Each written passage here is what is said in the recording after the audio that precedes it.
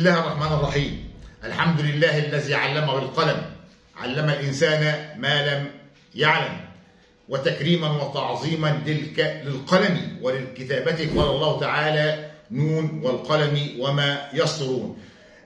يمكن احنا تحولنا شوية من الأداء على السبورة إلى الأداء الورقي، عشان كل الكلام ده برضه بيكمل بعضه. إزاي احنا مثلا بنكتب على السبورة بقدر الإمكان، وإزاي بنكتب برضه كتابة على الورق بالأقلام المعدة للكتابة اللي هي بتتعمل أساسا من البوص بكافة أنواعه المختلفة. فدي يعني إلى حد ما علشان يبقى الأمر إلى حد ما مكمل لبعضه، فاحنا انتقلنا للكتابة على الأوراق بواسطة الحبر والأقلام البسط اللي هي معدة للكتابة. يمكن في المرة السابقة احنا كتبنا لفظ الجلالة بالموازين بتاعته بالنقاط بتاعته، على أساس برضو نعرف لفظ الجلالة كيف يكتب والنسب بتاعته تكون إلى حد ما منضبطة. اليوم احنا برضو هنكتب يعني تكوين كده بسيط أنا شفته وعجبني، وهنحاول بقدر الإمكان إننا نحاكيه ونكتبه أمام حضراتكم برضو على الورق بإذن الله. أرجو إن اللي احنا بنأديه يعني ينال إعجابكم رغم يعني ضعف الإمكانيات الفنية عندي أنا. في ناس أنا عارف إنهم ناس أعظم مني بكثير، ولكن احنا بنحاول نأدي رسالة معينة أرجو أن تنال يعني إعجاب حضراتكم. يعني لحظة بسيطة علشان نبدأ الكتابة على الورق، نستأذنكم ونعود مرة أخرى. بسم الله الرحمن الرحيم. زي ما تكلمنا وقلنا ان احنا هنحاول نعمل يعني حاجة كده بسيطة جدا، ولكن بس هو مرتبط بيها شيء آخر، وهي عمل الشكل البيضاوي. وعشان برضو نعرف ازاي بيتعمل الشكل البيضاوي او احدى عمل الشكل البيضاوي، احنا هنعمل الآتي. انا نفترض ان انا امامي ورقة بهذا الشكل، الورقة البيضاء دي انا هنيجي نشوفها قد ايه، ما فرضا يعني، وهنقسمها. نفترض ان هنا 10 برضه، من تحت هنعملها برضه كمان هنا نقطة هي اهي، وهنيجي نعمل زي محور كده بهذا الشكل اهو. وبعدين هنيجي برضه نعمل تقاطع معاه كده بسيط، نفترض ان هي 24 او 25، يعني عند ال 12 ادي نقطة، وناخدهم برضو من هنا ادي برضو نقطة تانية هي. وبعدين هنيجي نعمل برضو ايضا محور بهذا الشكل كده هنيجي بالباقي. احنا نلاحظ حضراتكم ان احنا بنعمل شكل بيضاوي دلوقتي، احنا بنعمل بشكل بيضاوي. بناخد اي دايرتين اي دايرتين باي مساحة كده اهو. نفترض يعني انا خدت كده، ده نقطة التقاطع، هنحط عندها السن بتاع القلم بتاع البرجل وهنحاول نعمل دائرة بهذا الشكل، دائرة كده اهي. وبعدين نرجع تاني نحط سن القلم الرصاص على المحيط بتاع الدائرة كده، عشان نعمل دائرة تانية تتماس مع الدائرة الأولى. نخلي بالنا احنا هنا عندنا نقطة الارتكاز بتاع البرجل، وهنا نقطة الارتكاز بتاع البرجل. هنفتح احنا برضه في صدد عمل الشكل البيضاوي، هنفتح فتحة من المركز الدائرة ديت لمركز الدائرة ده، وهنيجي نعمل تقاطع هنا او قوس، وهنعمله برضه مرة ثانية هنا، ننقل للمركز الثاني نشوف التقاطع فين، نلاقيه هنا، والتقاطع الثاني برضه هنا اهو. ايه اللي انا نعمله ببساطه؟ هنرتكز عند التقاطع ده كده اهو، في التقاطع بالظبط اهو، وهنفتح البرجل بتاعي لحد ما يتماس مع محيط الدايره. نفتحه لحد ما يتماس اهو، مس اهو، وهيمشي كده اهو، يبقى مس محيط الدايره دي ومس محيط الدايره دي. ننقل الناحيه الثانيه عند التقاطع اهو، وبرضه هيمس الدايره ديت اهي، وهيمس الدايره. يبقى كده انا عملت الشكل البيضاوي، عملت الشكل البيضاوي. انا عايز جزء صغير من هذا الشكل البيضاوي، انا بس عايز نكتب هنا اهوت يعني كلمتين 2 فقط. فيعني ممكن ان احنا بنسترشد بالقلم الرصاص من الكلمتين دول لفظ الجلاله اللي هو كلمه الله.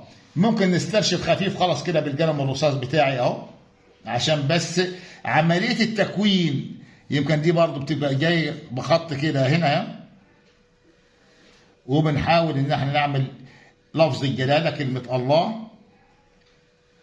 طبعا اللي بيحدد لي الكتابه المنضبطه هي البوصه والحبر. بنيجي برضو هنا هنعمل حرف العين كده اهو، الحاجب مقداره 3 زي ما حضراتكم عارفين.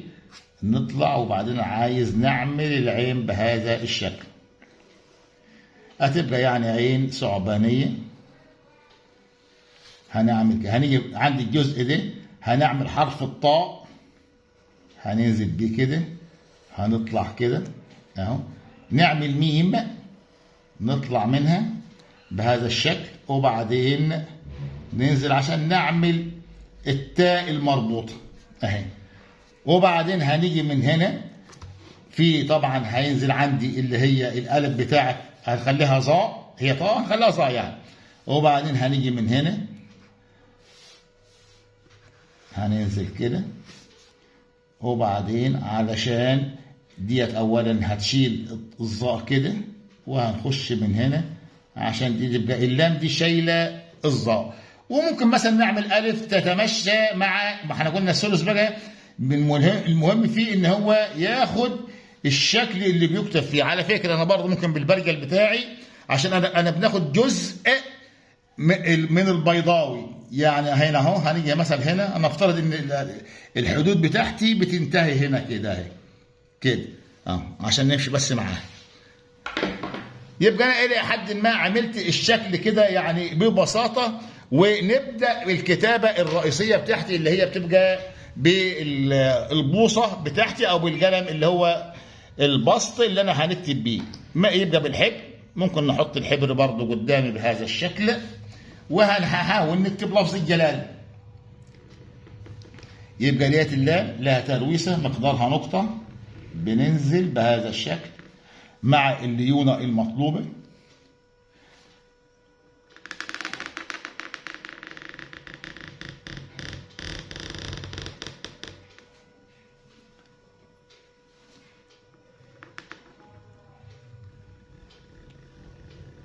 طبعا اهو بننزل تاني عليها زي ما اتكلمنا المره اللي فاتت قبل داخل تقريبا بنقطه. بنبدا نستدير وندخل لجوه جهه اليمين بهذا الشكل، ثم الى حد ما نروح الى جهه اليسار الشمال حبه صغيرين كده. طبعا ساعات بتبقى فيه بعض التضبيطات، بنضبط الحروف بهذا الشكل عشان تبقى منضبطه الى حد ما. بنيجي عشان نعمل الهاء بننزل بدي كده اهي، وبنستعد لعمل الهاء اللي هي بتيجي ببوصه يعني الى حد ما اقل سمكا، وبنطلع علشان نعمل الهاء بتاعه لفظ الجلاله. في الاخر ممكن بيبقى فيه بعض التضبيطات الخفيفه علشان برضه يطلع لفظ الجلاله منضبط بشكل كويس ان شاء الله. يبقى مثلا ده الجسم بتاع لفظ الجلاله اللي احنا حطينا المقاييس بتاعته في المره السابقه. طيب هنيجي هنا اهوت، هنيجي نعمل العين هنا، الجزء ده لعمل الحاجب بتاع العين بهذا الشكل. نرجع للجزء ده علشان يديني سمك الحاجب بتاع العين.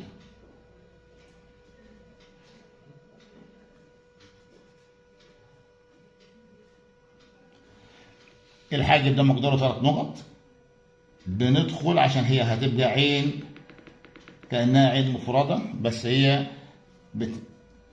بتمشي بطريقة العين اللي هي الثعبانية.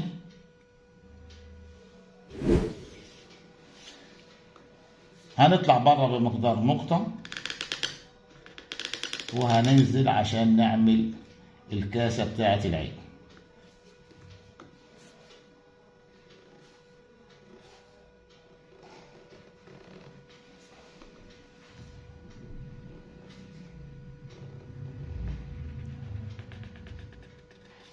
زي ما قلنا هي هتبقى عين ثعبانية.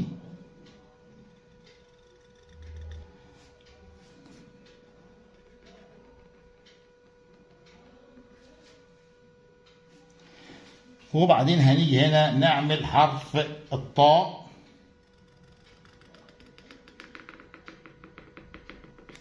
بهذا الشكل. هننزل بس هنا كده عشان نرجع نعمل حرف الميم، هنطلع منه علشان نعمل تاء مربوطة. هننزل الليونة زي لفظ الجلالة كده، هناخد قلم أقل عشان نعمل حرف التاء المربوطة لأن هيبقى عليها نقطتين بهذا الشكل. أنا هنيجي ناخد هذا الجزء هنوصله بديت كده عشان تبقى يعني العين شايلة الظاء.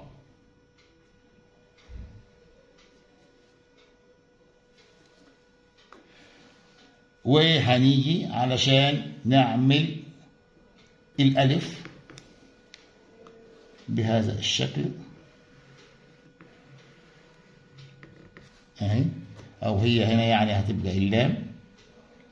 الترويسه بتاعتها لا مش هنعمل ترويسه لان هنعمل حاجه معينه. هنمشي هنا يبقى هنا اللام شالت اللي هي الطاء، بس احنا هنحط لها نقطه هتبقى طبعا بالتاكيد الظاء. وهنيجي هنا عشان ناخد الف الثلث، يعني ممكن نطوع فيه الحروف الى حد ما شويه. انا كده ماشي مع الشكل البيضاوي اهو بهذا الشكل كده اهو. وممكن ان احنا نطوع ديت برضو مع الشكل البيضاوي، فممكن يبقى مسموح يعني ان احنا نعمل الالف بهذا تاخد هذا الشكل. يعني الثلث يعني خط انا بنطوعه للشكل اللي انا عايز نكتبه فيه. هنا هناخد شولة كبيرة كده برضو تخدم مع الشكل البيضاوي بهذا الشكل. احنا برضو واحنا بنكتب بنبقى الى حد ما بتوفيق من الله ان احنا مثلا ايدينا مثلا ما تلطش او تخبط في مكان فيه حبر مع حرف معين، طبعا تبوظ مننا الدنيا. يعني عشان كده الى حد ما احنا ماشيين برضو واحده واحده. هو هيبقى هنا في طاء بس احنا هننتظر شويه لغايه يمكن بس تجف شويه عشان نجيبها من فوق عشان ننزل بيها على حرف الظاء. لكن نحط النقط بس بالمره دي هتبقى ظاء. يبقى هنا هو ادي النقطه بتاعت الظاء اهي. وهنا هي الكلمه يعني هتبقى العظمه لله. وهنا هنحط يعني النقطتين بتوع التاء المربوطه بالشكل ده كده اهو بالشكل ده كده. وبعدين طبعا بيبقى في تشكيل التشكيلات اللي احنا هنقدر نحطها يعني تحت، بس هو هيفضل بقدر الامكان ان احنا يعني التشكيل اللي هو في الجهه العليا بس هنعمل هنا الاول الترويسه اللي هي مقدارها نقطه بتاعه لفظ الجلاله بتاعه اللام بتاعه لفظ الجلاله. لكن احنا هنترك هذا الامر الى حد ما بعض الشيء، بس هنحط برضه بعض التشكيلات اللي هي الخفيفه اللي هي تحت عشان بس ايه اذا ديت جفت فتجف مره واحده يعني. فاللي هنقدر نحطه يعني ببساطه كده ومش هيضايقنا نحط. طيب العاظه يبقى هنا ديت بالتاكيد هتحتاج فتحه هتتحط بهذا الشكل. ممكن احنا بنحط هنا شوله صغيره كده اهي. هو هينقصنا بس الالف هنا هي اللي هي هتحتاج ان الحبر ده يعني يجف الى حد ما اهو بالشكل ده. طيب وبعدين العظمه لله ممكن ان انا بنحط هنا هوت كسره دي تحت الهاء بتاعت لفظ الجلاله. ممكن بنحط هنا ميزان صغير بهذا الشكل اهو. انا يمكن التركيز بتاعي مش في عمل الميزان، التركيز بتاعي ان شاء الله ايدي ما تكونش بتخبط في حاجه في الكتابه من تحت. ممكن هنا ضم بهذا الشكل اهي العظماء، يبقى هنا برضه ممكن فتحة بتاعت الميم. وهنا برضه ممكن احنا برضه بنحط شولة يمكن إلى حد ما يمكن كبيرة شوية، بس عشان برضه تخدم معايا التكوين ده. بنحطها هنا كده بهذا الشكل. هينقص فقط اللي هي الألف بتاعة الظاء، ودي هنترك بس الكتابة اللي احنا كتبناها يعني شوية صغيرين، يعني إن شاء الله نستكملها بس بعد ما تنشف إن شاء الله.